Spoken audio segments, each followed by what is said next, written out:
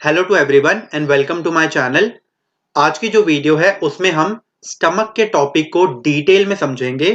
And जो सबसे पहला टॉपिक है वो है स्ट्रक्चर ऑफ स्टमक। तो आइए सबसे पहले इस टॉपिक को हम कंप्लीट कर लेते हैं। तो इस टॉपिक को हम कंप्लीट करेंगे एक डायग्राम की हेल्प से। तो ये डायग्राम है स्टमक के स्ट्रक्चर का। तो ये है हमारी ईसोफेगस या फिर फूड पाइप। तो जो भी फूड है वो ईसोफेगस से होता हुआ हमारे स्टमक में एंटर करता है। बट ईसोफेगस और स्टमक के बीच में एक ओपनिंग होती है, जैसे यहाँ पे एक ओपनिंग है। इस ओपनिंग को हम कहते हैं कार्डियक स्फिंक्टर। ठीक है, तो फूड ईसोफेगस से होता हुआ इस कार्डियक स्फिंक्टर के थ्रू हमारे स्टमक में एंटर करता है। अब ये जो ओपनिंग है इसका नाम कार्डियक स्फिंक्टर क्यों है? क्योंकि स्टमक के ठीक ऊपर हमारा कार्डियोवास्कुलर सिस्टम होता है। कार्डियोवास्कुलर सिस्टम में आपका होता है हार्ट। तो हार्ट का दूसरा नाम है कार्डियक। ठीक है, तो इसी वजह से क्योंकि ये ओपनिंग हमारे कार्डियक एरिया के पास है, इसलिए इस ओपनिंग का नाम है कार्डियक स्फिंक्टर। तो फूड ईसोफेगस से होता हुआ कार्डियक स्फिंक्टर के थ्रू हमारे स्टमक में एंटर करता है। अब ये जो स्टमक है उसके भी कुछ पार्ट हैं। तो जो मेन पार्ट है वो है बॉडी। इसके ऊपर का जो पार्ट है ये होता है फंडस। ये जो फंडस है ये एक एयर फिल्ड स्पेस होता है। तो यहाँ पे सिर्फ एयर या फिर गैस प्रेजेंट होती है। ठीक है, अब हम यहाँ पे जो देख सकते हैं यहाँ पे एक कर्व से है। यहाँ पे एक कर्व है और एक यहाँ पे एक कर्व है। तो जो बड़े वाला कर्व है इसको हम कहते हैं ग्रेटर कर्वेचर। जो छोटे वाला कर्व है वो है लेसर कर्वेचर। तो ये है आपकी बॉडी।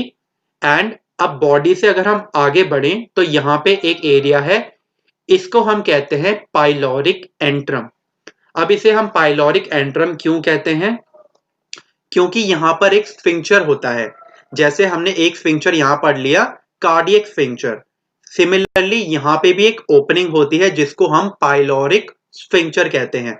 क्योंकि ये पाइलोरिक स्फिंक्चर है इसी वजह से यहाँ पे जो एरिया है इसका नाम है पाइलोरिक एंट्रम। तो हम देख सकते हैं जो भी फूड है वो ईसोफेगस से होता हुआ कार्डियक स्फिंक्चर के थ्रू हमारे स्टमक में एंटर करता है। फिर वो बॉडी में आता है हमारे स्टमक की। फिर वहां से गुजरते हुए वो आता है पाइलोरिक एंट्रम में। पाइलोरिक एंट्रम से वो पाइलोरिक स्फिंक्चर के थ्रू हमारे स्टमक से बाहर निकलता है और जाता है आपका स्मॉल इंटेस्टाइन में। तो ये है स्ट्रक्चर स्टमक का। एक नोट है, stomach can store up to 1 to 1.5 liter of food. Otherwise, when food is not there, it stays like a balloon without air. तो जैसे हम ईसोफेगस के बारे में ये पढ़ चुके हैं कि ईसोफेगस की जो सरफेस है वो क्लोज रहती है। तो जब तक उसमें फूड एंटर नहीं करता तब तक वो क्लोज रहती है। एंड जैसे ही फूड एंटर करता है, फूड के साइज के अकॉर्डिंग जो हमारी ईसोफेगस की सरफेस है वो ओपन होने लगती है। सिमिलरली जो स्टमक है उसकी सरफेस भी क्लोज रहती है, जैसे कोई बलून है जिसमें हवा नहीं है। ठीक है, तो स्टमक वैसे ही रहती है। लेकिन जैसे ही फूड एंटर करता है या कोई लिक्विड एंटर करता है तो जो स्टमक है उसका साइज धीरे धीरे इंक्रीज होने लगता है।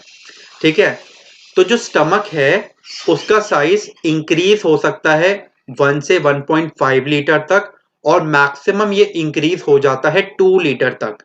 तो हम कह सकते हैं जो स्टमक है उसकी जो कैपेसिटी है वो 1 लीटर से 2 लीटर तक की है। तो ये था स्ट्रक्चर ऑफ स्टमक के बारे में। अब हम आगे बढ़ते हैं अगले टॉपिक पे, जो है two type of muscle opening in the body. तो हमारे बॉडी में कितने टाइप की मसल ओपनिंग होती है? तो सबसे पहला है स्फिंक्चर, दूसरा है वॉल्व्स। तो अभी हमने स्फिंक्चर के बारे में, अभी स्ट्रक्चर ऑफ स्टमक में हमने स्फिंक्चर के बारे में थोड़ा सा पढ़ा था। एक बार डिटेल में समझ लेते हैं। तो स्फिंक्चर क्या होते हैं? Things can enter and can backflow according to the requirement. Example cardiac and pyloric sphincter. तो यहाँ पे हमने दो स्फिंक्चर पढ़े।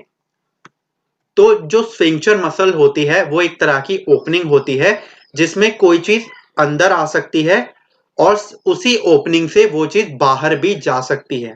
तो ऐसी ओपनिंग को हम कहते हैं स्फिंक्चर।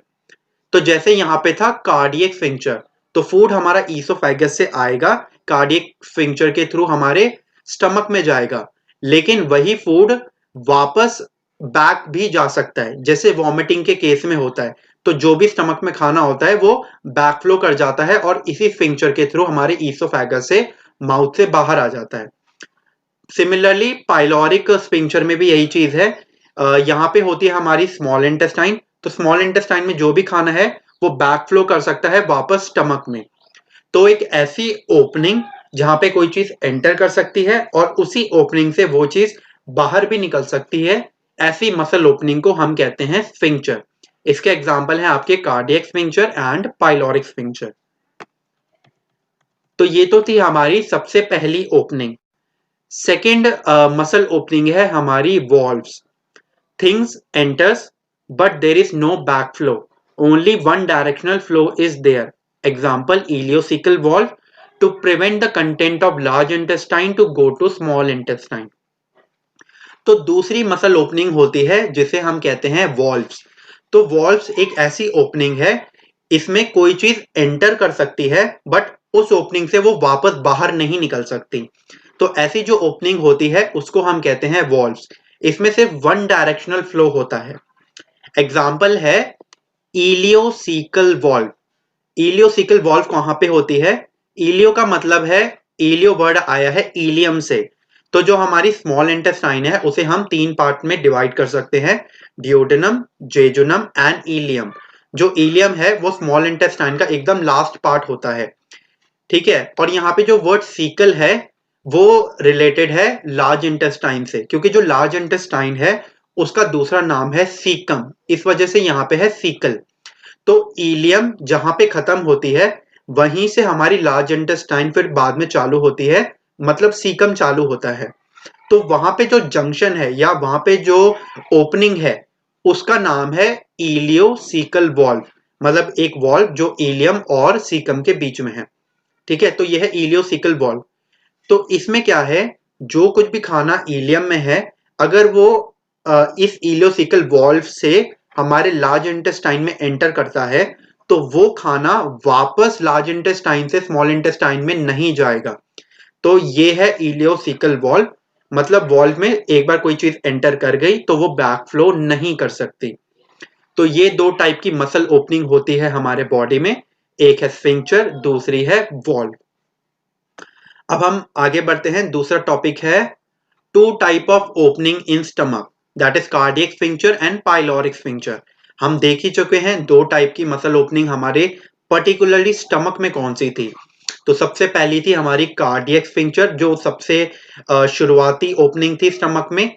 फिर एंड में जहां स्टमक खत्म होता है वहां पे थी हमारी पाइलोरिक स्फिंक्टर।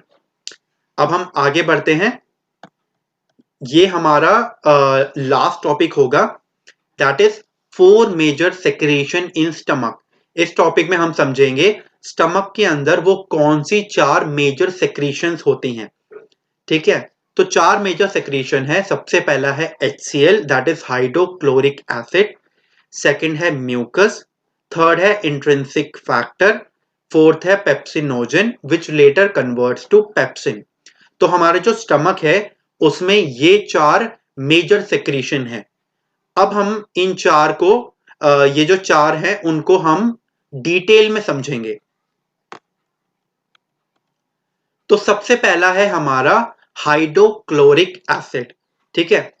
तो ये जो हमारा हाइड्रोक्लोरिक एसिड है it is a powerful acid. ये इतना पावरफुल एसिड होता है, कहते हैं कि ये किसी पत्थर को भी पिघला सकता है। अब हम देख लेते हैं हाइड्रोक्लोरिक एसिड के बारे में। जो हाइड्रोक्लोरिक एसिड है उसके दो मेन फंक्शन है। तो जो भी खाना है उसको ये डाइजेस्ट करने का और ब्रेक डाउन करने का काम करता है। दूसरा सबसे इंपॉर्टेंट वर्क जो है हाइड्रोक्लोरिक एसिड का, जो फूड है उसमें जितना भी बैक्टीरिया है ये एसिड उन बैक्टीरिया को मार देता है। तो ये दो मेजर फंक्शन है हाइड्रोक्लोरिक एसिड के। अब हम ये देख लेते हैं इन तीन पॉइंट्स के बारे में। तो hydrochloric acid a powerful acid that is secreted in presence of these three things. तो स्टमक में हम ये तो जान चुके हैं कि हाइड्रोक्लोरिक एसिड होता है एंड उसका फंक्शन क्या है।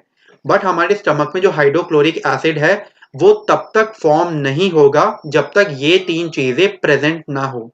वो 3 चीजें हैं।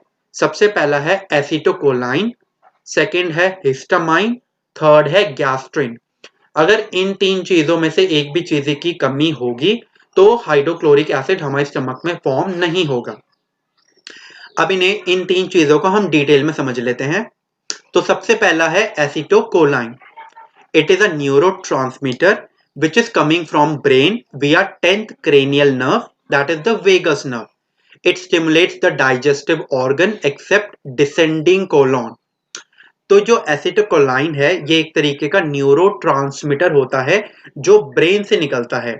तो ब्रेन से एक नर्व निकलती है, that is the 10th cranial nerve, जिसका नाम है वेगस नर्व। इससे जो पिछली वीडियो थी उसमें हम अच्छे से समझ चुके थे क्रेनियल नर्व्स के बारे में, जिसमें मैंने बताया था कि 12 क्रेनियल नर्व होती हैं। एंड जो सबसे पहली क्रेनियल नर्व है और जो 10th क्रेनियल नर्व है, तो पहली क्रेनियल नर्व थी ऑल्फैक्टरी नर्व एंड जो 10th क्रेनियल नर्व थी वेगस नर्व। ये दो नर्व बहुत ही इंपॉर्टेंट क्रेनियल नर्व्स हैं जो डाइजेशन प्रोसेस में हेल्प करती हैं। तो आप ये देख सकते हैं ये जो एसिटोकोलाइन है ये एक न्यूरोट्रांसमीटर ब्रेन से निकलता है, बट ये इस वेगस नर्व के थ्रू ही निकलता है। ठीक है, तो ये वेगस नर्व से होता हुआ जो भी हमारे डाइजेस्टिव ऑर्गन है ये उनको स्टिमुलेट करता है। तो एसिटोकोलाइन का फंक्शन क्या है? जितने भी डाइजेस्टिव ऑर्गन है उनको स्टिमुलेट करना या फिर उनको उकसाना कि वो प्रॉपरली फंक्शन कर सकें। ठीक है, तो ये एसिटोकोलाइन सारे डाइजेस्टिव ऑर्गन को स्टिमुलेट करता है एक्सेप्ट डिसेंडिंग कॉलोन। तो ये जो डिसेंडिंग कॉलोन है ये लार्ज इंटेस्टाइन का एक पार्ट है। तो ये एसिटिकोलाइन सारे डाइजेस्टिव ऑर्गन को स्टिमुलेट करता है एक्सेप्ट दिस डिसेंडिंग कॉलोन। तो एक तो ये फैक्टर है एसिटिकोलाइन। सेकंड है histamine. Histamine is created in stomach only. तो हिस्टामाइन सेकंड पार्ट है या फिर सेकंड फैक्टर है और ये हमारे स्टमक में ही प्रोड्यूस होता है। जो थर्ड फैक्टर है वो है गैस्ट्रिन। अब गैस्ट्रिन को थोड़ा डिटेल में समझ लेते हैं। This is secreted when food goes to the lower part of stomach, that is the pyloric antrum. Gastrin main function is to look for the amount of HCl produced by giving message to the cells. In the lower stomach, G cell produce gastrin. This is produced even outside the pyloric sphincter. अब इसे detail में समझ लेते हैं। यहाँ पे जो हमने डायग्राम देखा था स्टमक का, तो ये थी हमारी बॉडी, हमारे स्टमक की बॉडी। जब हम और आगे बढ़ते हैं तो यहाँ पे आता है पाइलोरिक एंट्रम। तो ये जो पाइलोरिक एंट्रम है यहाँ पे कुछ सेल्स होते हैं, इन सेल्स को हम कहते हैं जी सेल्स। तो ये जो जी सेल्स होते हैं ये गैस्ट्रिन प्रोड्यूस करते हैं। अब इस गैस्ट्रिन का मेन फंक्शन क्या है? ये देखता है कि हमारे स्टमक में कितना एसिड बनना चाहिए। तो ये नजर रखता है कि हमारे स्टमक में कितना फूड आ रहा है, उसकी क्वांटिटी क्या है या फिर क्वालिटी क्या है। उसके बेसिस पे ये बाकी सेल्स को सिग्नल देता है कि कितना हाइड्रोक्लोरिक एसिड फॉर्म होना चाहिए। तो ये मेजर फंक्शन है गैस्ट्रिन का। ठीक है, तो हाइड्रोक्लोरिक एसिड हमारे स्टमक में तभी फॉर्म हो पाएगा अगर एसिटोकोलाइन, हिस्टामाइन और गैस्ट्रिन मौजूद हों। अब थोड़ा सा और डिटेल में हम समझ लेते हैं हमारे स्टमक के बारे में। If acid is properly formed, then pH of stomach can go up to 0.8. Hence, one of the main function of HCl is to kill the bacteria present in the food. तो अगर हमारा जो stomach है वो properly function कर रहा है, मतलब उसमें हाइड्रोक्लोरिक एसिड प्रॉपरली फॉर्म हो रहा है, तो जो स्टमक है उसका पीएच लेवल 0.8 तक जा सकता है and this is very acidic. और ये एसिड होना जरूरी भी है क्योंकि हम जानते हैं जो फूड होते हैं उसमें बैक्टीरिया हो सकते हैं, तो उन बैक्टीरिया को मारने के लिए इतना एसिड जरूरी होता है। ठीक है, तो एक तो ये मेजर फंक्शन है। ठीक है, दूसरी चीज है also the pH level of stomach should be less than 1 as other secretion in the stomach can work at the pH between 1 to 3. Example pepsin. Pepsin is to digest the protein which can work at the pH of less than 3. तो दूसरी ये चीज कह रहे हैं कि हमारा जो स्टमक है खाना खाते समय उसका जो pH लेवल है उसका 1 से कम ही होना चाहिए। ठीक है, एक रीजन तो हम ये देख चुके हैं, जो खाने में जो बैक्टीरिया होते हैं ताकि वो सब मर जाएं। इसके अलावा दूसरा रीजन ये है, स्टमक के अंदर कुछ और भी सेक्रीशन होती हैं और वो प्रॉपरली वर्क तभी कर पाएंगी अगर स्टमक का पीएच लेवल 1 से लेके 3 तक हो। एग्जाम्पल के तौर पे पेप्सिन एक एंजाइम होता है जो प्रोटीन को डाइजेस्ट करता है, और वो प्रॉपरली फंक्शन तभी कर पाएगा जब स्टमक का पीएच लेवल 3 से कम हो। ठीक है, इसी से हम एक नोट पे आ जाते हैं। This is one of the reason one should not drink water before or after and during the food, as it can increase the pH in stomach. ठीक है, तो इसी वजह से कहा जाता है कि खाना खाने से पहले या बाद में या फिर खाना खाते समय आपको पानी नहीं पीना चाहिए, क्योंकि जैसे ही आप पानी पियोगे तो जो स्टमक का जो एसिड है वो डाइल्यूट हो जाएगा और जो पीएच लेवल है स्टमक का वो धीरे धीरे इंक्रीज हो जाएगा। जैसे ही पीएच लेवल इंक्रीज होगा, और जैसे हम यहाँ पढ़ चुके हैं कि अगर पीएच लेवल 3 से ऊपर चला गया तो ये जो पेप्सिन जो है, जो प्रोटीन को डाइजेस्ट करता है, वो प्रॉपरली फंक्शन नहीं कर पाएगा, विच मीन हम जो खाना है वो प्रॉपरली हम डाइजेस्ट नहीं कर पाएंगे। तो इसलिए कहा जाता है खाना खाते समय आपको पानी नहीं पीना चाहिए, ताकि हमारे स्टमक का पीएच लेवल मेंटेन रहे, ताकि खाना प्रॉपरली डाइजेस्ट हो जाए। तो ये हमने पॉइंट पढ़े, ये बस रिलेटेड थे हाइड्रोक्लोरिक एसिड से रिलेटेड, और हाइड्रोक्लोरिक एसिड तभी फॉर्म होगा जब ये 3 चीजें प्रेजेंट हो। तो सबसे पहला पॉइंट हमने यही पढ़ा। इसमें स्टमक में 4 मेजर सेक्रीशन थी। हाइड्रोक्लोरिक एसिड हम समझ चुके हैं। अब देखते हैं म्यूकस के बारे में। ये एक सेकंड सेक्रीशन है स्टमक में, इसको समझ लेते हैं। This acid can also damage the inner lining of stomach. However, the stomach layer is hard and also have the mucus layer that protect the stomach inner lining from the acid.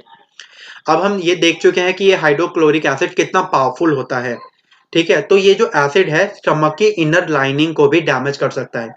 इसी वजह से stomach में एक secretion होती है जिसको हम कहते हैं म्यूकस। वो म्यूकस हमारी स्टमक की इनर लाइनिंग को उस एसिड से बचाता है। तो म्यूकस का फंक्शन है protection against the hydrochloric acid. But कुछ कुछ केस में क्या होता है, जो एसिड है अगर वो इनर लाइनिंग को डैमेज कर दे, ठीक है, या फिर वहां जल जाए, तो वहां पे अल्सर क्रिएट हो जाते हैं। इस सिचुएशन को हम कहते हैं पेप्टिक अल्सर। तो पेप्टिक अल्सर का मतलब होता है जो एसिड है उसने स्टमक की इनर लाइनिंग को डैमेज कर दिया है, वहां पे अल्सर बन गए हैं। This is peptic ulcer. तो ये अभी हमने पढ़ा म्यूकस के बारे में। जो हमारी थर्ड सेक्रीशन है स्टमक में वो है इंट्रिंसिक फैक्टर। अब इसको हम अच्छे से समझ लेते हैं।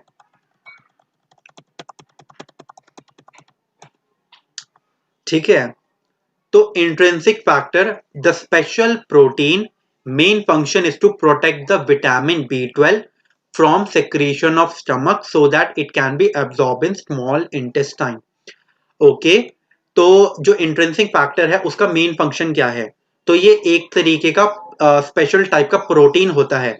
इसका मेन फंक्शन है विटामिन B12 को बचाना। जैसे हम देख चुके हैं जो स्टमक है वहां पे चीजें डाइजेस्ट होती है या ब्रेक डाउन होती है। ठीक है, तो जो विटामिन B12 है कहीं उसको कुछ नुकसान ना हो जाए, तो इंट्रिंसिक फैक्टर क्या करता है, इस विटामिन B12 को बचाता है स्टमक की बाकी सेक्रेशन से। ठीक है, ताकि ये विटामिन B12 जब स्मॉल इंटेस्टाइन में जाए तो प्रॉपरली एब्जॉर्ब हो जाए। तो एक चीज आपको अच्छे से समझनी है, स्टमक में सिर्फ और सिर्फ ब्रेक डाउन होता है, खाना डाइजेस्ट होता है और खाने का ब्रेक डाउन होता है, वहां कुछ भी एब्जॉर्प्शन नहीं होता। जितना भी न्यूट्रिएंट्स का एब्जॉर्प्शन होता है वो स्मॉल इंटेस्टाइन में जाके होता है। ठीक है, तो हम ये देख चुके हैं जो इंट्रिंसिक फैक्टर है स्पेशल टाइप का प्रोटीन है जो विटामिन B12 को स्टमक की सेक्रीशन से प्रोटेक्ट करता है, ताकि वो जब स्मॉल इंटेस्टाइन में जाए तो प्रॉपरली एब्जॉर्ब हो सके। अब इस विटामिन B12 की जरूरत क्यों है? Vitamin B12 importance for the formation of RBCs। तो हमारे जो बॉडी में RBCs होती हैं, that is red blood cell या फिर लाल रक्त की जो कोशिकाएं होती हैं, उनके फॉर्मेशन में बहुत जरूरी होता है विटामिन B12। अगर किसी भी रीजन से किसी पर्सन में विटामिन B12 की कमी आएगी तो पर्सन के जो बॉडी है उसमें डार्कनेस आने लग जाएगी। दूसरी चीज, पर्सन बहुत ज्यादा टायर्ड फील करने लगेगा, क्योंकि जो आरबीसीज होती हैं, जो रेड ब्लड सेल्स होती हैं, वो ऑक्सीजन कैरी करती हैं। अगर रेड ब्लड सेल की कमी हो जाएगी बॉडी में, तो कोई पर्सन को प्रॉपरली ऑक्सीजन नहीं मिलेगी। इसलिए अगर वो थोड़ा सा भी काम करेगा जो ज्यादा हैवी वर्क ना हो, तब भी वो थकान महसूस करेगा। ठीक है, तो इस वजह से विटामिन B12 का इंपॉर्टेंस है। And intrinsic factor vitamin B12 को प्रोटेक्ट करता है। तो ये था हमारी थर्ड सेक्रीशन स्टमक में। एंड अब जो लास्ट सेक्रीशन है जो हमारी स्टमक में है, वो है पेप्सिनोजेन। पेप्सिनोजेन एक तरीके का एंजाइम होता है। अभी हम इसके बारे में पढ़ चुके हैं, थोड़ा और डिटेल में समझ लेते हैं। तो pepsinogen later converts to pepsin. Pepsin is an enzyme that digests or break down the protein in stomach. ठीक है, तो पेप्सिनोजेन बाद में जाके एक पेप्सिन में कन्वर्ट हो जाता है। पेप्सिन का मेन काम क्या है? स्टमक में जो प्रोटीन है उसका ब्रेक डाउन करना। ठीक है, तो ये 4 मेजर सेक्रीशन है स्टमक के अंदर। आइए देख लेते हैं हमने अभी तक कौन कौन से टॉपिक कवर कर लिए। तो हमने सबसे पहला जो टॉपिक कंप्लीट किया वो था स्ट्रक्चर ऑफ स्टमक, जिसमें हमने स्टमक के जो जो पार्ट्स हैं उसको हमने समझा। इसके बाद हमने 2 टाइप की मसल ओपनिंग देखी बॉडी में कौन कौन सी होती है, that is sphincter muscle opening and valves muscle opening. तो इन 2 मसल ओपनिंग को हमने देखा। उसके बाद हमने ये देखा कि स्टमक के अंदर पर्टिकुलरली कितने टाइप की ओपनिंग होती है। फिर हम आगे बढ़े, what are the 4 major secretion in stomach, मतलब स्टमक में वो कौन सी 4 मेजर सेक्रीशन होती हैं, जिसमें हमने देखा हाइड्रोक्लोरिक एसिड के बारे में, म्यूकस के बारे में, इंट्रिंसिक फैक्टर के बारे में एंड पेप्सिनोजेन के बारे में। और हाइड्रोक्लोरिक एसिड में हमने ये देखा था कि हाइड्रोक्लोरिक एसिड तभी फॉर्म होगा स्टमक में जब 3 चीजें प्रेजेंट हो, और वो 3 चीजें थी एसिटोकोलाइन, हिस्टामाइन एंड गैस्ट्रिन। ठीक है, तो आज की वीडियो में बस इतना ही। आज की वीडियो में हमने स्टमक के टॉपिक को प्रॉपरली खत्म कर लिया। अब हम मिलते हैं नेक्स्ट वीडियो में। Thank you.